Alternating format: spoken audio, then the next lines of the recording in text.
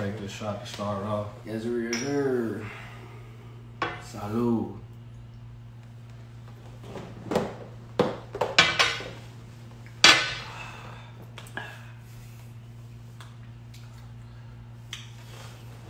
Not bad. That's pretty good. Black on tequila. Mm-hmm. What's the name of the company? Ego Tequila. Mm-hmm. You can find it out here in Houston if you're out here in Houston. Yeah. Well, just Texas in general. It's all in specs in Galveston, Houston, Dallas, and Austin right now. Okay. Yeah. Black owned, black woman owned. Yes, owned by a black woman. Yeah. What's good, Courtney? Courtney C? Yeah. My bro. Yay. Well, today on live, what we about to start doing for everyone who's starting to join, we about to start going live more often and also giving you more content, period, on YouTube and our social media platforms as a way of just thanking y'all for supporting us and helping us grow. And also, y'all helped us get to that 1,000 subscribers, which is now kind of like around 1,037 last I checked. So it would behoove us to get out here and rap with y'all a little bit more. What's good, C? And neighborhood. So yeah, today what we want to discuss is new music. We got 2 albums we're going to talk about. So Tommy and I both are very hip hop oriented, you know what I mean? My tastes normally lean a little toward the Hippity hop? they call it hip hop purist. So I'm a little more of a purist than Tommy, but Tommy also does dive into purist territories. I know about the purists and I love the purists, but I also like a little ratchet, the new music.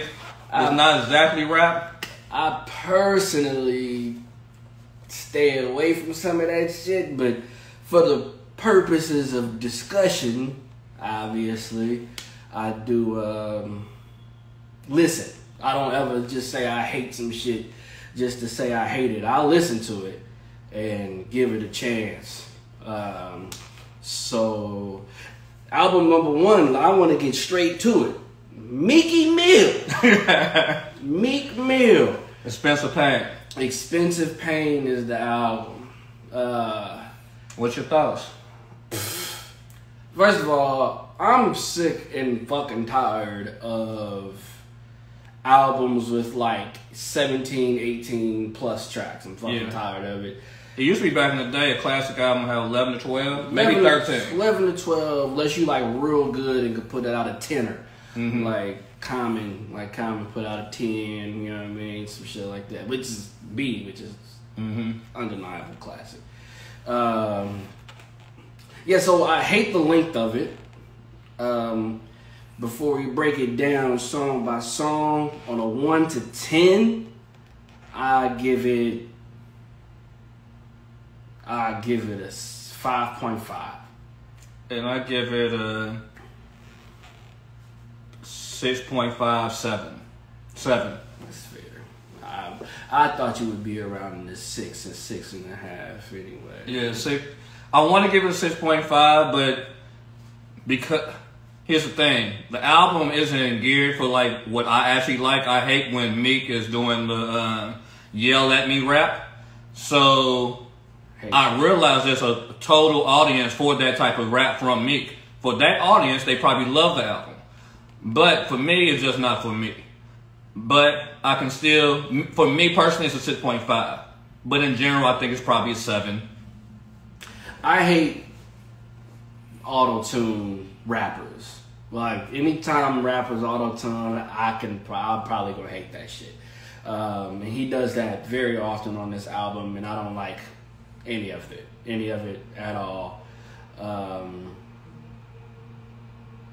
I don't enjoy the like you said, the yell at you rap shit. And it's not because I don't like his aggression. Like, I appreciate his aggression. You know what I mean? Because at least he's trying. But he don't be saying shit. Like, I mean, like, he's yelling, yes. And it is on beat, which is unfortunately going to put him better than half the rappers out here right now. Just because he's able to stay on beat and stay in a pocket and control and show aggression and show passion and shit, you know what I mean? But other than that, like, he don't be saying nothing, you know what I mean? Well, I do like when he does the struggle rap, like the song Angels for that's dedicated to Lil Snoop. I like the songs where he's giving the struggle rap and he talks about some form of pain. Even though on all his albums he mentions his father passing and he mentions it several times on the albums. I like that Meek. The one that's talking about the pain that he went through, the struggle rap. That's my favorite version of Meek. I think he's suffering from the same shit that fucking J. Cole had just mentioned in his most recent freestyle. Like, is the money making me, is it ruining me, basically? Making him a little less up to date, a little far behind and shit. What up, Mr. Cook? Hey, Tristan! So yeah, I think the struggle rap that we love Meek Mill for, before he started doing all of that Migos flow shit and the yelling, he was still kind of yelling at the time, but at least it was about something. Shit, and it just, he make a little too much money to really be talking about that shit now. He could never create another Dreams and Nightmares. No, never again. I think the Dreams and Nightmares was his last like hurrah of when he could identify with the struggle. Mm-hmm. You're right, Mac. It's just watering him down. It's watering him down. Champion, was it Championships? Champion? Was that Champions? Mm-hmm. That album was really good, but he stayed in a certain pocket throughout the album, which was good for him. He veered totally away from that pocket on this album. So, would you say Dreams and Nightmares is his best album? Dreams and Nightmares and Champions. Those are the two best albums. Which one is the better one? What you think, Matt? What you think? Tell us in the comments. And what up, Olive and Jewel Share Code? Good evening. I want to go Champion, but that intro is the second best intro in hip hop history to me. That's the second best intro in hip hop history? Behind the whole intro. But that's you think that is better? You can hear it, like, anytime you hear that, it changes the crowd. It changes the mood anywhere you put it on. Only in party settings. Only in party settings or kickbacks that turn into parties. I do a lot of kickbacks in party sessions. That's the only that's the only time. Hell nah. Hair co. Nah, dog. There's way too many intros better than that. Although, I mean, shit. I remember when we went to Dallas for St. Patrick's Day Festival. Mm-hmm. Me and Tristan came down with you to Dallas, and we met up with CNM, and we ended up on somebody's lawn. Oh, yeah, that video. Yeah, some random stranger's lawn who was blasting that Dreams and Nightmares intro, and we stood out there on their lawn and rapped the whole shit and was turned up. That shit was amazing. But you know what also was happening? It was fucking St. Patrick's. I don't say a word.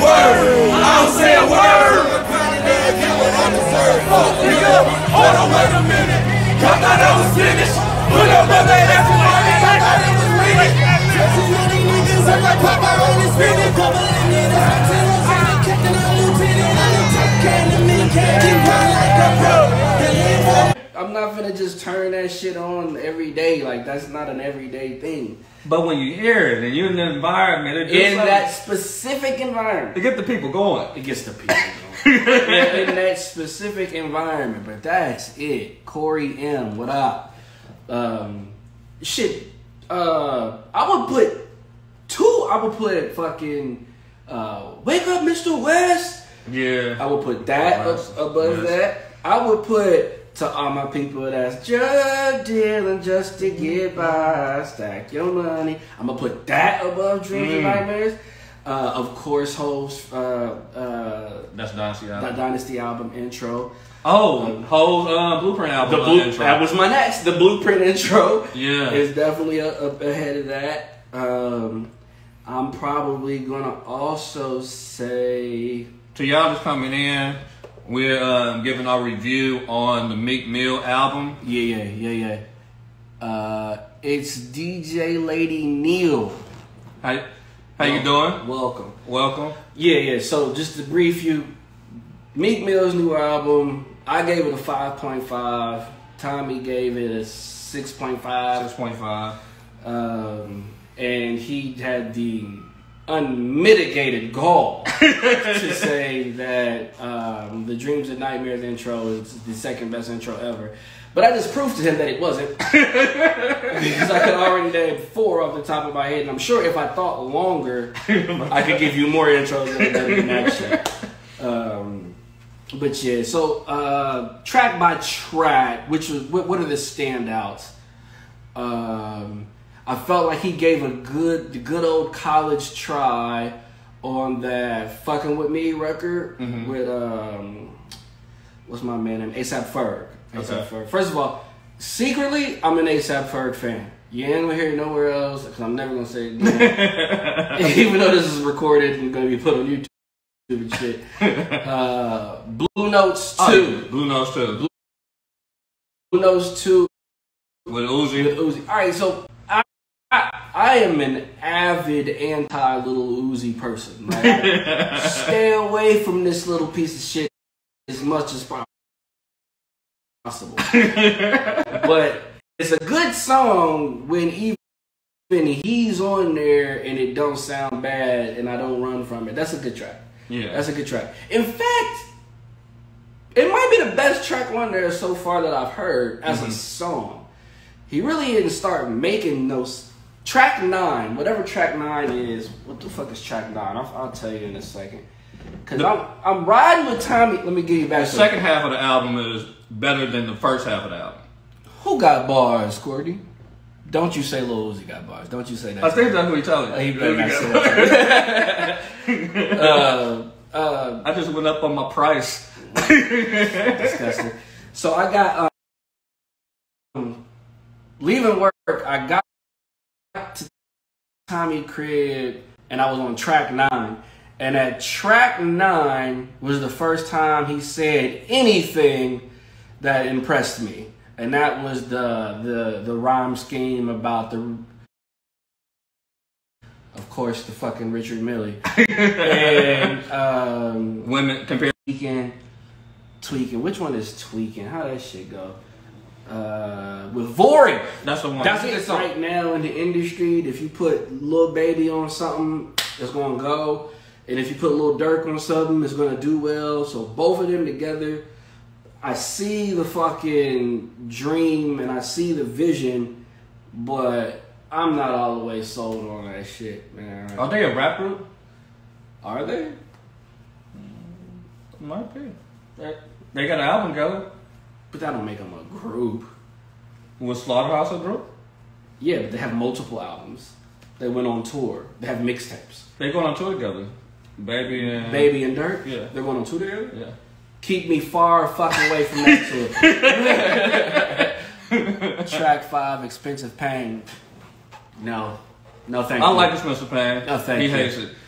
Nothing, no thank you. First of all, are we going to be honest here? How many times is this nigga going to say Richard Millie in a song? Like, how many times can you say this one watch? How many times, bro? Every song. When all else failed, bring out the Richard Millie. If we listen to that album all together and we took a shot every time he said Richard Millie, we not making it out of the house.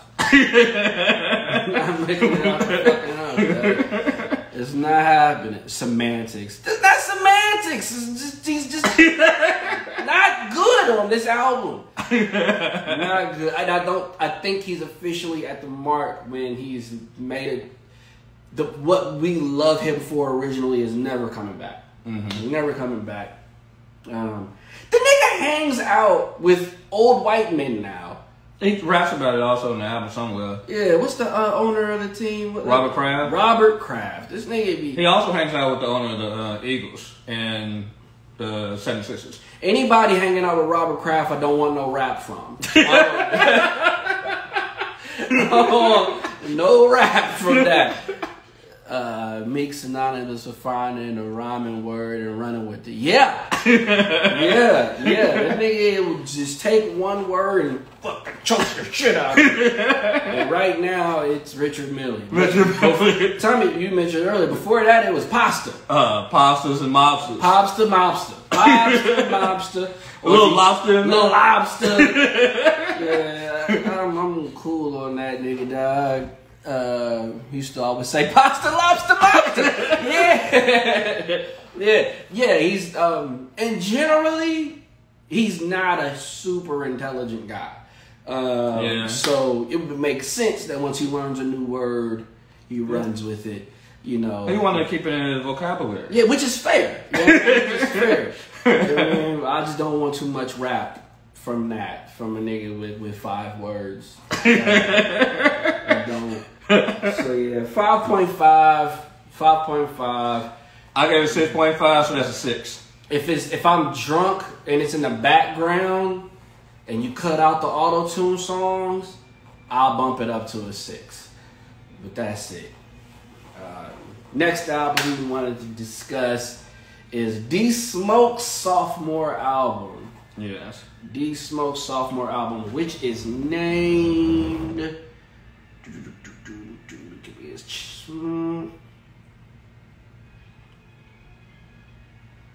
The D Smoke album, a lot of people have that sophomore slump where the second album is nowhere close as good as the first album.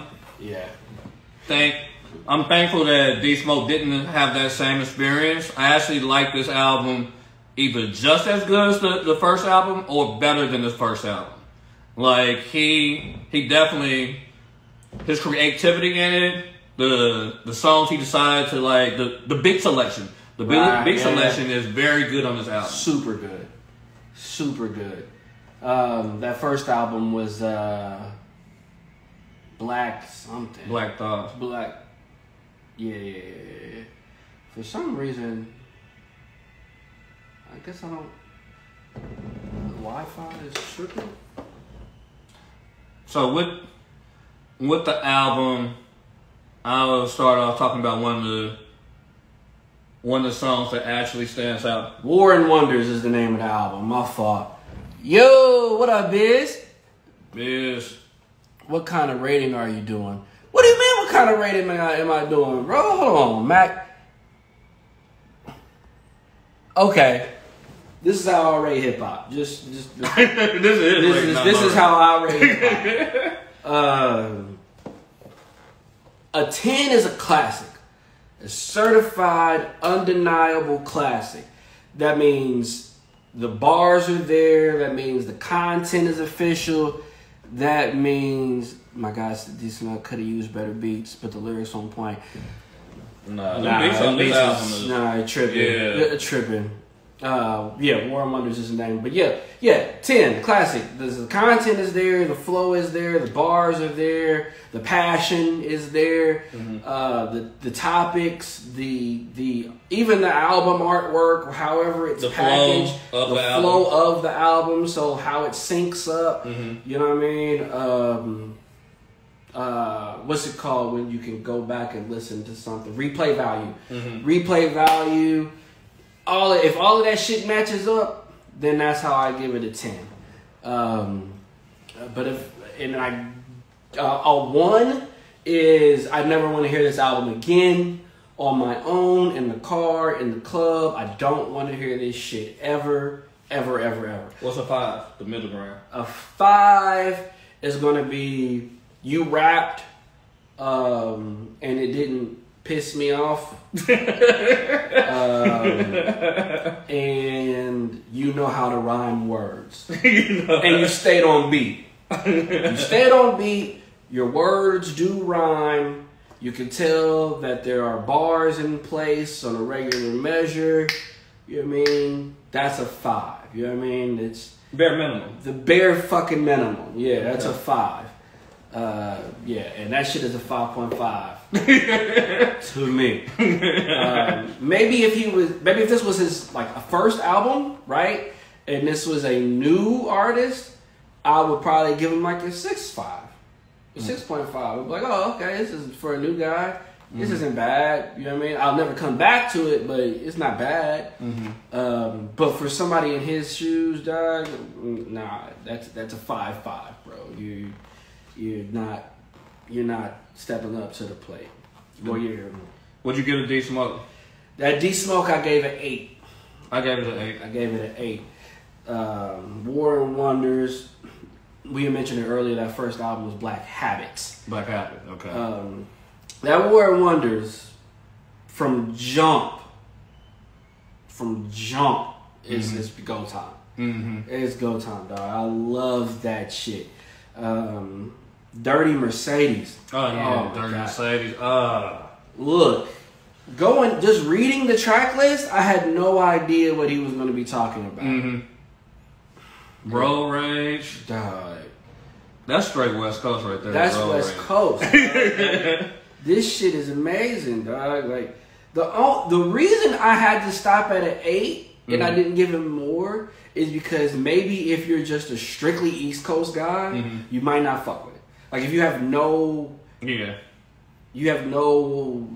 knowledge of the West Coast, and maybe you don't even care for West Coast artists, then this is not something you would probably like a lot.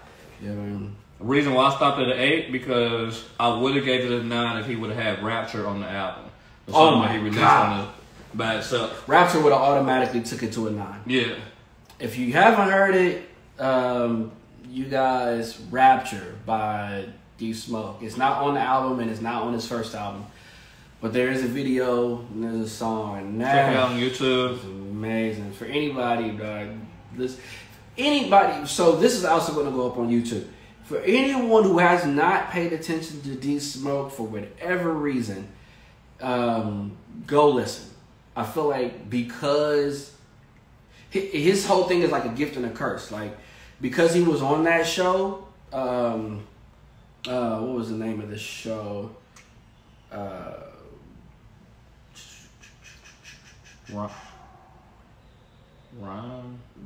Rhymes and something. Some shit like that. But he was on the show with T.I. and it was a rap competition show. Because he was on that show, he got the money that he needed to make these albums.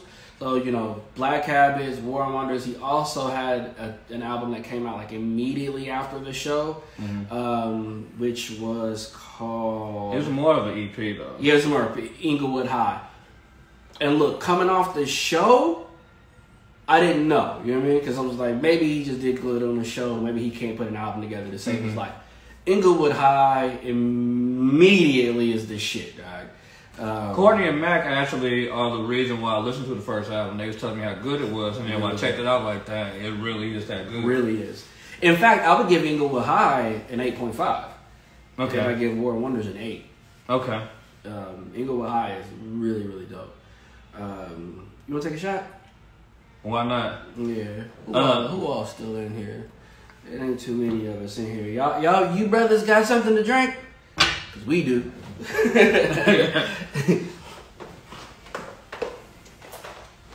We keep going on the album. You was talking about the gift and curse of him.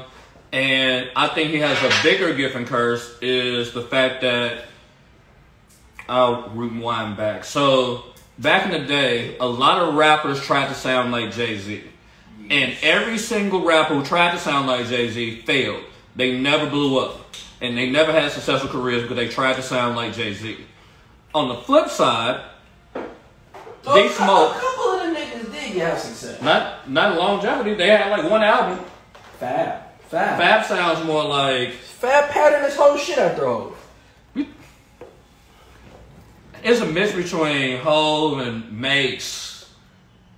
You only say Mace because the sound of his voice sounds like Mace. His bars are all patterned after Hov. Okay. Ugh.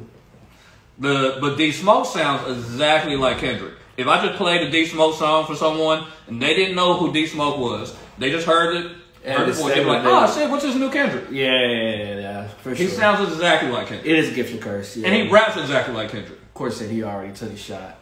Max said maybe. Gentlemen. And for anyone else that's watching. This is to the music. To the music. To the queen.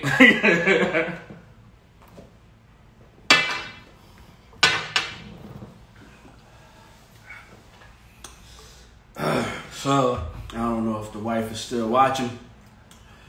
But don't worry, honey, I'm taking a lift.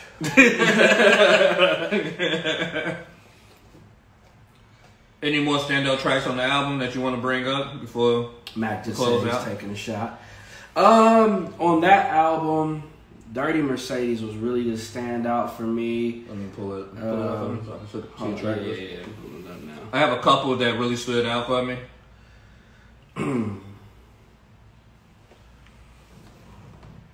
Hey fam, don't laugh at me, Court, man. I'm just, you know.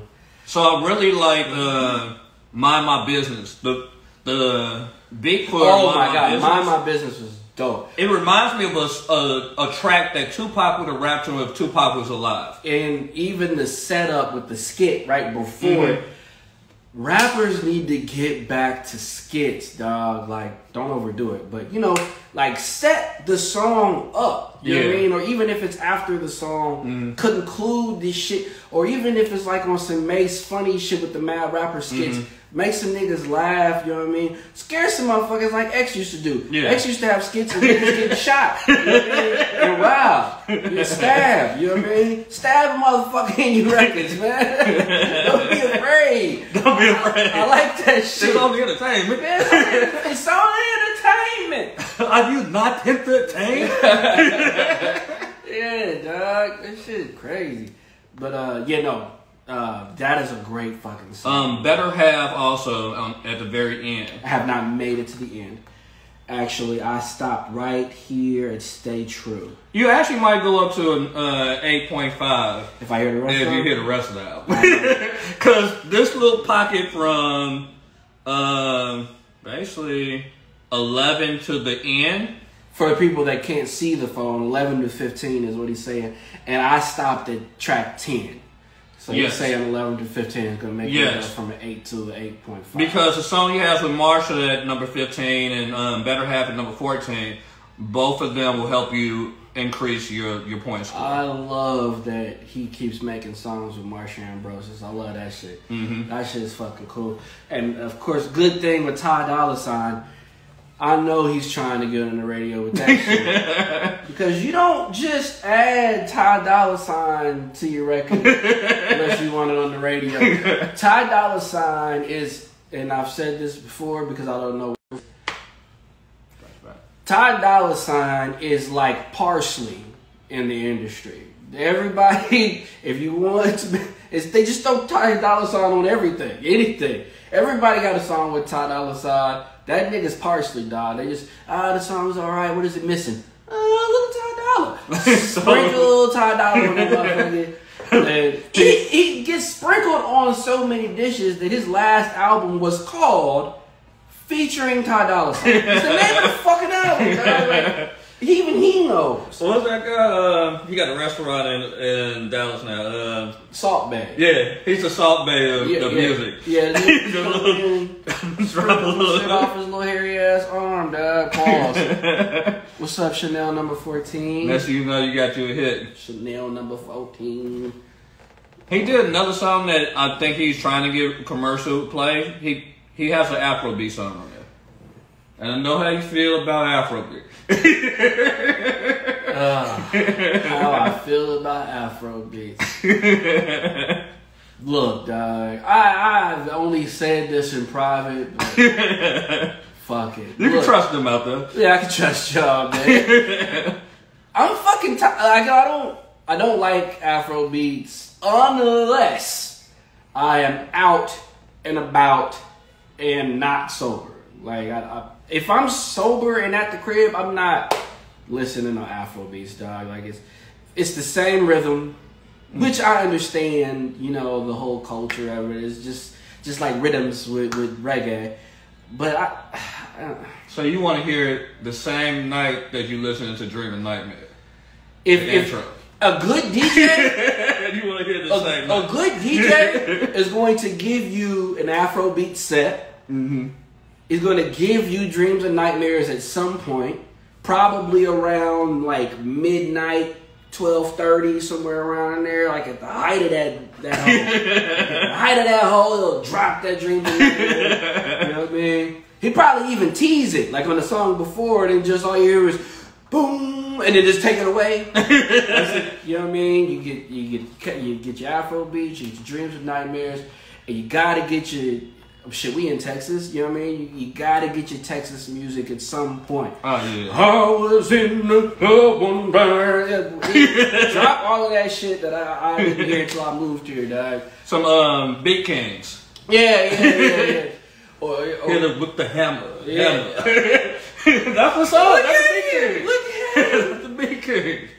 Court said that nigga is the king of embellishments. That nigga will riff and run a song down. Talking about Ty Dolla $ign. Old Parsley. Yeah. Old Parsley will take a riff and beat that shit into some image. It works. But yeah, I guess that's all the new music we were going to cover today. Mm-hmm. Lil Wayne dropped an album with Rich the Kid. I actually listened to it. I will never listen to it. So I'll be the one to give the review.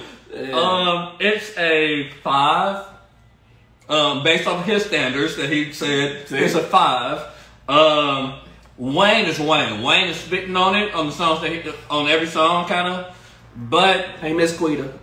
No matter how hard Wayne goes as far as like spitting, Rich the Kid will fuck it up every single time. So, luckily for some of the songs that Wayne goes hard on, he raps first. So you can skip it after Wayne gets done, but Wayne does his thing. Wayne has been on a run for this past year or so, year and a half of just rapping his ass off. Miss Quita wants to pop in here. Let's see what Miss Quita talking about.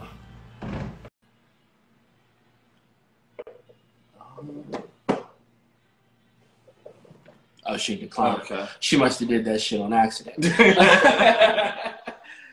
All right, well, that's the reviews we gave you. The Lil Wayne album with Rich the Kid.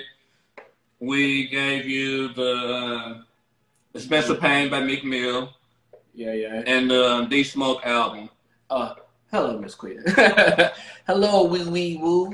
Thank you for everyone who came in on the live. This will be available on YouTube. We will, on the regular, start giving you more lives and more YouTube videos. So we appreciate the support. Word, yeah, man. Be kind. Be kind to people. And since we on here talking hip hop, demand shit from your artists. Demand that shit. Don't let your favorite artist get away with giving you bullshit and just taking the next album. No, say it's trash. Tweet about it. Post about it. Hey, that shit was garbage. You know? All right. Peace out.